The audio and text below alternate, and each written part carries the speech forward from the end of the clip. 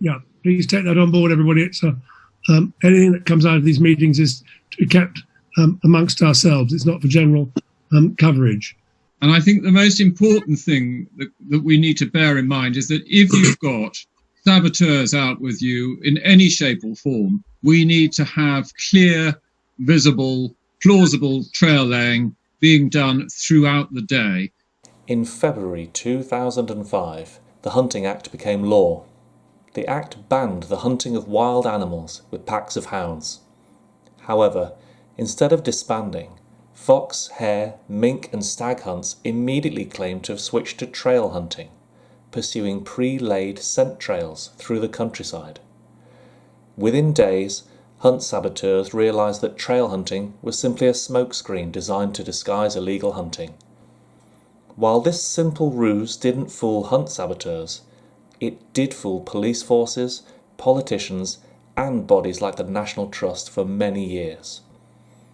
The video that you are about to watch, featuring those who run hunting in Britain, finally lays bare the full extent of the trail hunting conspiracy. I don't think it's good enough just to have your huntsman ducking and diving. Where's your trail? Slip. In the old days, when I say the old days, a few years ago, we used to say that if you were caught out by the SABs and ended up in court, you were bloody stupid. We've had a lot of successful prosecution. When I say successful, they've been successful. We've been the ones that have been caught out. Problems with the saboteurs and even with just sort of little old ladies filming us. Sometimes you may not see anyone, but they could well be there lying in wait, filming you, and you won't know that they're there until they either do the classic drive-by at the end of the day when they try and get a close-up of your huntsman's face, or you get the inevitable phone call 2 or 3 months later when the police turn up at your door or say, will you come and tell us what was happening? It's a lot easier to create a smokescreen if you've got more than one trail there operating. And that is what it's all about, trying to portray to the people watching that you're going about your legitimate business. Obviously, it's important for the trail layers to know where you're going to go. Give them a brief beforehand. Tell them what your order of draw is. Order of draw, the planned route of the hunt. Here, Hankinson is advising that huntsmen tell the trail layers their route. This ensures that the trail layers can be ahead of the hounds to put the smokescreen in place. And if it changes for any reason, let them know. You've got to have clear communication, but you need them out in front, clearly visible. It's probably just as well to have something pretty foul smelling on the end of their drag, just in case a auntie leaps out from behind a gateway and grabs hold of it and says this is just a clean silk hanky or something. And of course, the other thing is you don't want your trail layer getting mixed up with the stop at the meet or if there's a check or wherever the hounds are and he's stood in the middle discussing the next draw with the huntsman and the lure is just dangling down in front of old Dreadnought's nose and he's paying no attention to it. It's pretty obvious it's no good for anything. A lot of people in the past have tried to say, oh, we laid trails earlier or we laid them the day before. In a situation where you've got saboteurs out or antis or whatever, that's not really going to work too well. We need to have clear and visible trail laying going on the day, and it needs to be as plausible as possible. That has got to be the key lesson in all of this. I'm going to start talking about planning your day. Beagle packs, I'll start with beagle packs. Currently, most beagle packs go home if SABs or monitors are present. This is the safe and sensible course of action. Although it can seem defeatist and it feels like they're winning, it is far better than a court case and then they really are winning. And just remember, you're on foot and you're very, very susceptible. Depending on how aggressive and unpleasant they are, you might consider hound exercise or hunting a trail if it is in a place safe to do so. Remind me, I can't remember if it's 2 or 3 or 4. There are always a small handful of cases going on, and most of them, with a little bit of luck and care and attention, we win because we're getting better at it, and we're getting better at exempt hunting, trail hunting.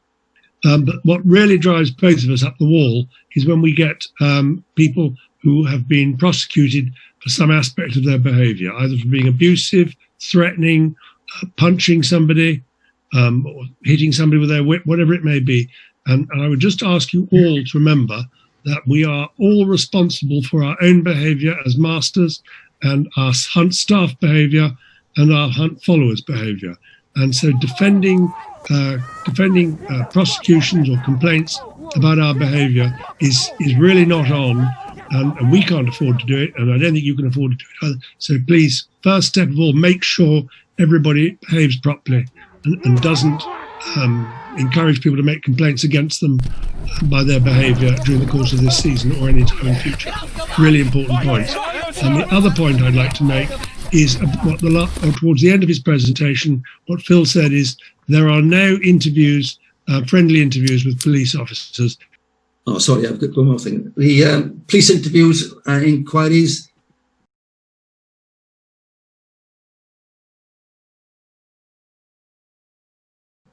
By the police. I hope there are no police officers listening. There is no such thing as an off-the-record chat with a policeman. Okay? They will come up to you, put their arm around your shoulder, come on, good boy, tell me what's happened.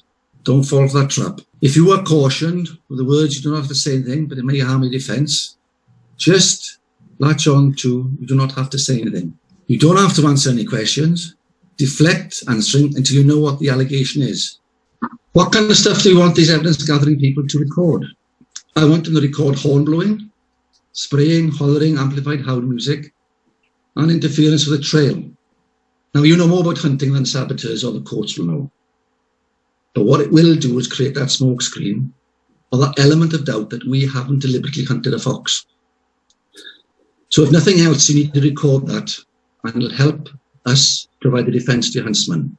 And it's all about organisation. So you can see how important it is for the huntsman to be involved and updated by radio or whatever, so that he can avoid them. If he can keep out of the way, it's to everybody's benefit. He needs constant information so that he can keep adapting his plan. If SABs and monitors never see the hounds or never see them hunting and never have a chance to interrupt them, they soon lose interest. Equally, if you're going for a team of stewards, preferably SIA trained, it's perfectly possible to get your volunteers SIA trained. It's not vastly expensive. Voluntary or professional, to prevent anti-stressing, you need seriously good organisation. And again, the huntsman needs to be part of this. He needs to be part of the plan, and he needs to buy into this.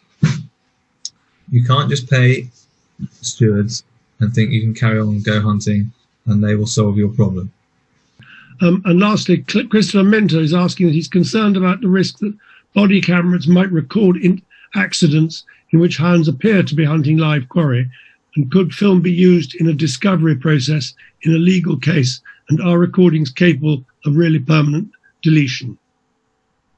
My view on that, Chairman, is that body-worn video cameras, they've got a lovely big red button on them, or you can have it on the button coming down your sleeve, and you can be selective as to when you turn on the video recorder on and the video recorder off. I would like to start off, please, by asking Mark Hankinson, the Director, to talk to us about the law. Mark, over to you, please. Chairman, thank you very much, and good evening and welcome to everyone. So effectively, it's illegal to intentionally hunt a wild mammal with more than 2 dogs. But as you see, as we go down, there's quite a few exemptions. So obviously, trail hunting, which is our main card, is the critical one there. It's legal to hunt rabbits and rats, and many of you may remember Nick Valentine and his pack of putty bassets who used to travel the land, partly causing chaos, but having a lot of fun legally hunting rabbits wherever he went. Bird of prey, the law states you can use a pack of dogs to flush a wild mammal to be hunted by a bird of prey. Now that's a terribly good wheeze for holding up, and I think that everyone during autumn hunting ought to be considering that. 2 dogs flushing to a gun. Obviously, in Scotland, they can use a whole pack and then they can hunt a wounded fox. Here, obviously, the staghounds will use 2 hounds to flush to a gun because the harbourer then dispatches the stag when it's brought to bay. Not an awful lot of help to us at the end of the day. I did try it once, and it was a bit of a waste of time. And again, we did try getting the law changed, but that nice woman in Scotland pulled the plug on us when we tried to get that tweaked. Terrier work. This is our soft underbelly. A lot of people would say that if you're going trail hunting, why do you need terrier men following you around? Yes, it is totally legal for them to be out doing everything if they follow the correct exemptions. But it does flag up a bit of a marker to everyone. That why do you as trail hunting, do you need them there? So just do bear that one in mind. And one last key thing with the terrier work exemption is that the actual digging process is not to get to the fox, it is to rescue the terrier if it's in danger. So it's worth remembering that. And also, as far as our legal fee scheme is concerned, only terrier men that are licensed with us are covered by that. The law does state that 1 dog may be used to ground 2 flush to a gun. In theory, I suppose that's someone standing there with a shotgun standing over the hole. But use of nets and a humane killer has been proved acceptable, so that's fine. If nothing else, you can just sort of point to the distance. If you've got the police there or some member of the public causing a fuss, you can say, look, there's our trailer over there on the distance on the skyline, or he's just down there in the wood. You can see he's got a tabard on or something like that. I also feel it's quite important that you have almost a primary trail layer who puts some scent on a trail and lays it. Don't forget, at the end of the day, it's a far more serious offence to commit perjury in court than it is to be prosecuted under the Hunting Act. And if you're going to be under cross-examination in a courtroom and someone says, well, Mr. Jones, what were you using as a scent? And you say, well, I don't really know. Didn't you see the scent being put on, or did you not put the scent on the trail yourself? Not sure. You're going to find yourself in an awkward position. Some people say, well, what's the point of laying trails? Well, I think it's fairly self-explanatory. If you haven't laid a trail on a daily basis, you're not going to be covered by the insurance. You know, we've been there before with the sort of no evidence, and it just doesn't work. We've got to have the evidence there if we're going to take it forward. These court cases are extremely expensive, and every time it goes badly wrong for us, we take quite a financial hit. The police are not prepared to support us when we have problems with saboteurs if we can't prove quite conclusively that we're not taking the mickey and just using this as a shield. As the chairman just said, I was Master of the Old Sarum Birthday for 12 seasons and hunted the hounds for the last 3. And during that time, we were sabbed by Brighton, Guildford and Croydon. And a couple of things I would say and add to that is that we always say, get one in the can. It's absolutely vital. If where you can, it's not always possible, depending on where you're meeting, but if you can get one in the can, you are doing what Mr. Hankinson's already explained is important, and you are proving your intent was to go and hunt within the law. So if you have a filmed video at 11:15 or 11:20 or 11:30, and you have it in the can, and you have a trail laid and hounds and video evidence of hounds hunting that trail, albeit for 2 or 3 minutes, you have one in the can, which demonstrates that you clearly were going hunting to hunt within the law and simulate a day's hunting as it used to be. By collating evidence and having a good trail laying team, it was vital that we had that, which would enable us then to be able to go and do what we all want to go and do. So this wasn't about turning the Old Sarum Birthday and West Kent into a trail laying pack.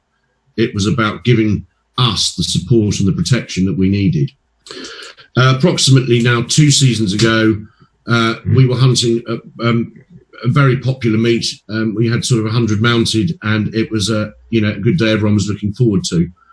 it became clear at 12 o'clock midday that we had been infiltrated by some 40 to 50 hunt saboteurs from both Guildford and Brighton.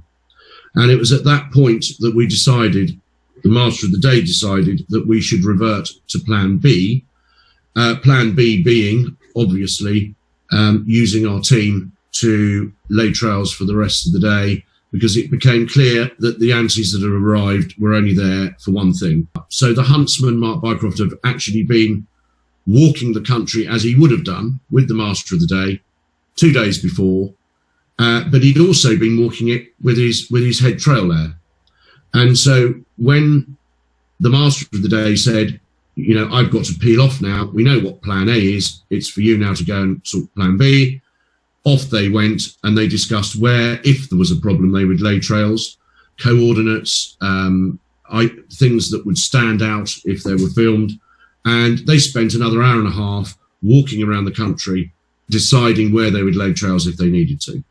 I hope I've demonstrated to you just one small example. I could give you 20, 30, 40 even, but I hope I've identified shown you one small day where without it, we would have been in a lot of bother. I was master of the Clifton Foot and then the Chilmartin and Clifton Foot Beagles for 23 years.